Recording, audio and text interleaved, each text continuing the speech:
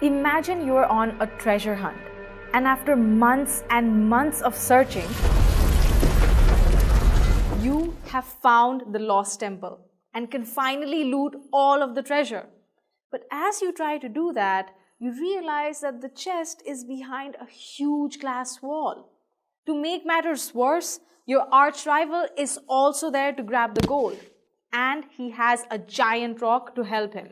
You only have a marble in your pocket. What should you do to break the glass wall and take all of the treasure? Let's see your rival's plan. If he rolls the rock, the glass will easily break.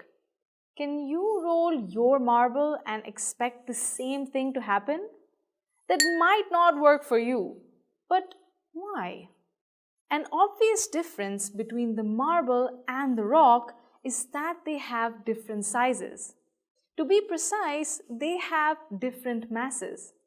And the heavier rock is the one that is able to break the glass because it applies a larger force on the wall.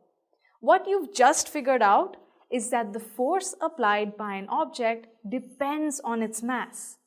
So using the rock, the glass will break easily and your rival might win. But now the pressure is on you. How can you break the glass with a marble? While thinking, suddenly you have an idea. You check your other pocket and find a toy gun. Would shooting the marble break the glass? This plan might definitely work. But why? Because now the marble would have a much greater speed. A greater speed will result in a greater force on the glass wall, and it would break. From this plan, you've realized one more important factor that affects the force applied by an object: its velocity.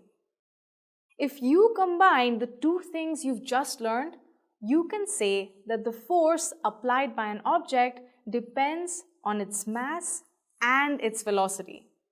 What you've just figured out, Newton had discovered a long time ago. He felt that if we combine mass and velocity, we can talk about force and actually calculate it. This gave birth to the concept of momentum. Momentum gives us a better idea about force. Let's see how.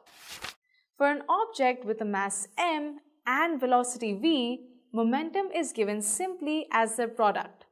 We denote it by the letter P. So P is equal to mv. So the rock had more momentum because it had a greater mass. The marble had more momentum because of its higher velocity. And because of this large momentum, both were able to break the glass. We can use momentum to understand a lot of other things.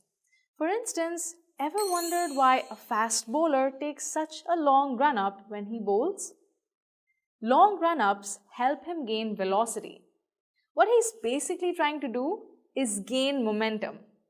This momentum helps him bowl faster.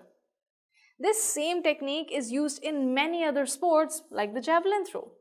The athletes take a run-up to gain momentum, and this helps them throw the javelin as far away as they can.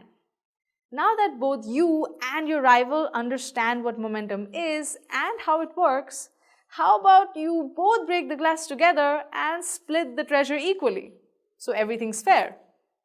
I'm sure you're happy you learned these today. Force applied by an object depends on 1. The mass and 2. The velocity. P is equal to mv. Momentum equals mass into velocity. But you're probably happier because now you're rich, and maybe your rival will become your partner. In the next video, we'll take a deeper look at momentum, learn about its direction, and unlock a new adventure.